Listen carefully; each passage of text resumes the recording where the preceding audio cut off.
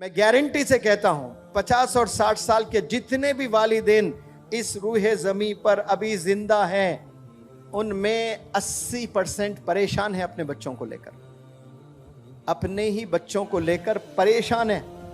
और जब आप लोग पैदा हुए थे बेपनाह खुश थे कि मेरे घर रहमत आई है, लड़की पैदा हुई है, मेरे घर लड़का पैदा हुआ, वारिस आया है।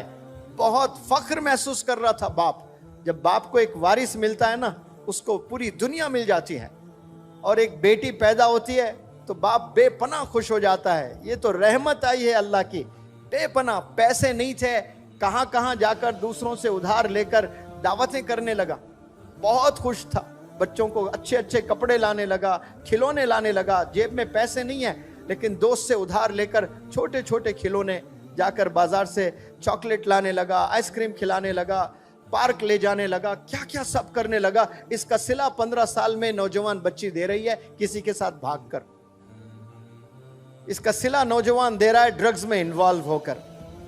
जो टीम बन गए, आपकी अम्मी आपके अब्बू एक टीम बनकर आप पर फिदा हो गए, आपकी ग्रूमिंग में लग गए, आपके रेजिंग में लग गए, खिलाने में लग गए, पिलाने में लग गए, पहनाने में लग गए, पढ़ाने में लग गए। सारे आपके लिए काम दोनों मिलकर एज ए टीम कर रहे हैं। और 15 साल के बाद आप रिवेंज ले रहे हो, बदला ले रहे हो, जलील कर रहे हो अपने वालिदैन को। सोचने की बात है, जिसने जिंदगी फिदा कर दी आप पर, उसको आप तमाशा मारते हो मुंह पर। जिसने अपना खून पसीना लगा दिया आप पर, आप उसको रुलाते हो, आप उसको परेशान करते हो।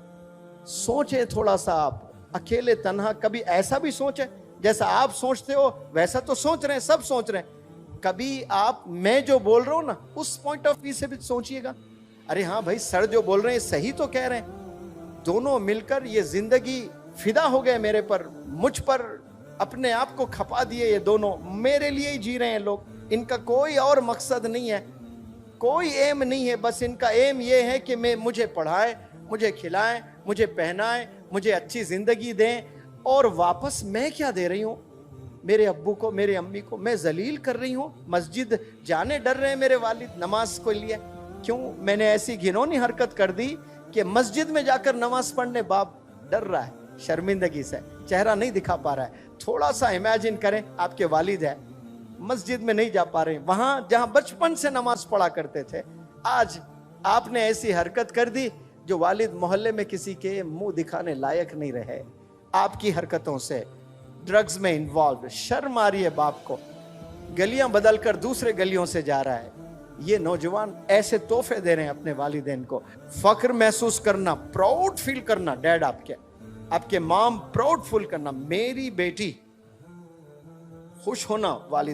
वालिदैन प्यारे बच्चों मर जाते हैं, कसम खुदा की उनकी दुआएं जिंदा रहती है। जो दुआएं आप लोग को किए थे ना वो माजी में, कभी रातों में किए, कभी जुमे में किए, कभी रोजे की हालत में किए, कभी इफ्तार करते हुए आंख से आंसू बहाए आप लोग के मुस्तकबिल के लिए। वालिद तो इंतकाल हो गया, वालिद की दुआ जिंदा रहती है। माँ इंतकाल हो गया, माँ की दुआएं जिंदा रहती है।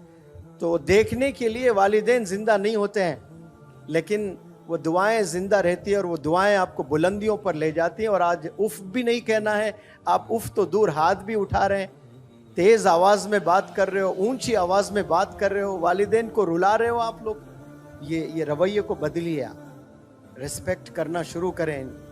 फिर देखें इंशाअल्लाह अल्लाह कैसे आपको चमकाएगा। सब लोग को चमकने का शौक है, कामयाबी का शौक सबको है। फार्मूला आपके पास घर में है, कामयाब होने का फार्मूला आपके घर में है।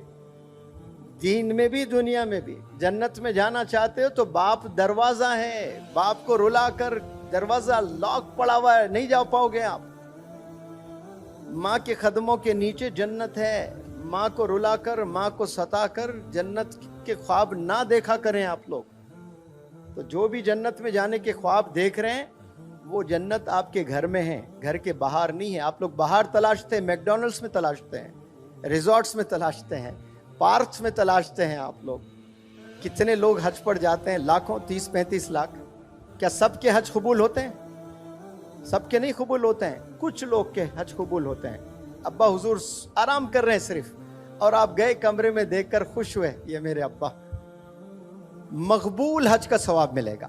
कौन से हज का सवाब? मकबूल हज। एक तो हज का सवाब, एक मकबूल हज का सवाब। यानी गोया आपके हज को अल्लाह ने कबूल कर लिया, क्योंकि अल्लाह जानता है सबके पास पैसे नहीं है, सब हज पर नहीं जा सकते। कोई बीमार है हज पर नहीं जा सकता, कोई मखरूस है हज पर नहीं जा सकता, कोई अपाहिज है हज पर नहीं जा सकता। वो बंदा अपने वालिदैन को मुस्कुराते हुए देखे, हज का सवाब मिलता है। लेकिन गफलत की जिंदगी में नौजवान जी रहे हैं, उन्हें पता ही नहीं, और हज पे जाते हैं, बड़े खुश होते हैं, वालिदैन को सता रहे हैं। तो अल्लाह को ऐसा हज भी नहीं चाहिए, ऐसे नमाज भी नहीं चाहिए जो वालिदैन को 365 दिन रुलाते हो, और आप हज पर भी जा रहे हो, साल में 2 उम्रे भी कर रहे हो, 5 वक्त नमाज भी पढ़ रहे हो, चैरिटी भी दे रहे हो, लेकिन जो असल काम आपने करना है घर में, जो वालिदैन की खिदमत, उनकी रिस्पेक्ट, वो ना करें तो फिर कुछ नहीं।